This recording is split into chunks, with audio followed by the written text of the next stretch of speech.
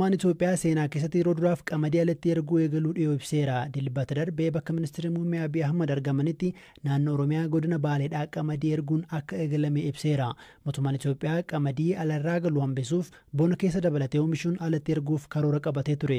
Qonnaan bultoonni godina Baaleerraa dubbisnee garuu mootummaan kuntaala tokko qarshii 3,200 nu harkaa bitaa jira. Kun immoo nu miidhaa jechuun komatu.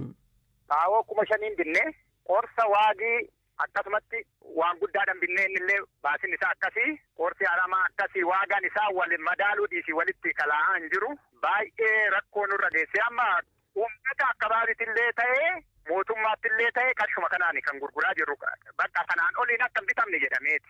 Eeyyota kana jedhame. Yaa'u karoora mootummaa jedhameeti mootummaa irraa ba'ee jedhanii karoora mootummaatii kanaan olitti akka hin bitamne namni kanaan olitti bitee itti gaafatamaa. Barreen gaddaa fa meeqaan gurgurtan fakkeenyaaf? Barreen gaddaa haga 4,000 akkana yeroo sanitti xaa'oon qorsi aramaatillee haga hundaa ol hin kaane. Waldaa naannoo jirutti amma 32 gurguraa irra 3,200. Yeroo sani mootummaan hin jalqabne bittaa wayita amma 43 gurgurama jennu kana naggaadeetu bitee bituu qabeessa 43. Naggaadeen dhoowwamee to'ii harka mootummaatitti deebi'ee waldaan bitamee waldeenyi yuuneelidhaaf kaleessuu qabaa eega jedhamee dhaabbatee gatii kanaan murteessee mootummaan baase. Tole kanaaf amma komiin keessan maali? Gabaa baasiin manni baasuu fi gabaan amma ittiin gurguramaa jiru waliin madaallee birrii 1,000 ta'ee kanaan wayita madaalamu haaman ka jedhu namni komii namaan komataa jiru uummanni jechuudha.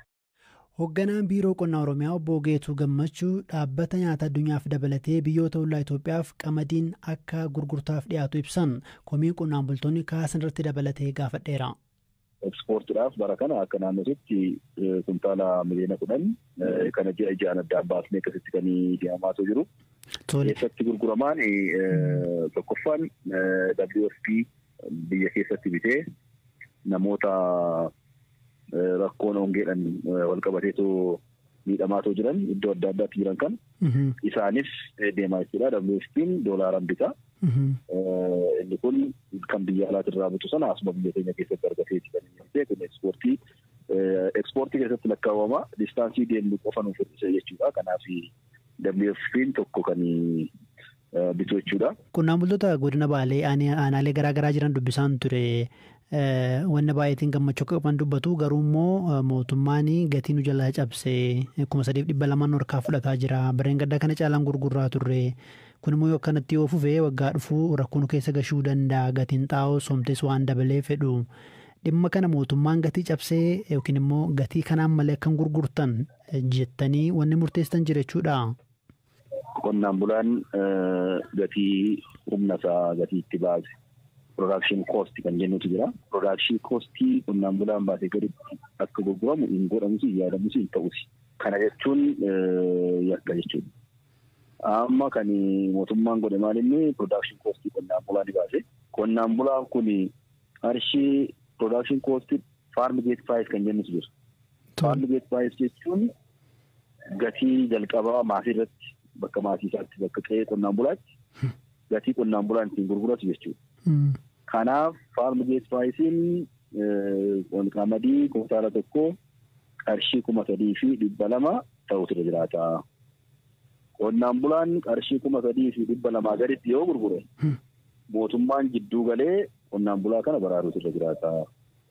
Kan jedhuun qonnaan bulaan akka hin miidhamne mootummaan gatii gurgurtaa kana gaditti gurgura inni miidhama kan jedhu giddu galeessa godhatee gatiin gurgurtaa bahee jira. Isarratti hundaa'ee qonnaan bulaan Baalee midhaan isaa yeroo ammaa qarshii 3,200 kan fiisaan 60 kan gurguratanii bakka bakkatti daldaltoonni ammas kanaan dura qonnaan bulaa waliin dhaahanii qonnaan bulaa irraa bisuu jalqaban qarshii 2,500 kan bitan jiran 2,800 kan bitan jiranii kun yakka akka ta'e caasaan keenya sadarkaa kan jiru qonnaan bulaa irraa kana gatii jedhanii kana gaditti akka hin bitamne akka hordofamu godhamaa jira. Koreen daldaltoota ilaalaa jira.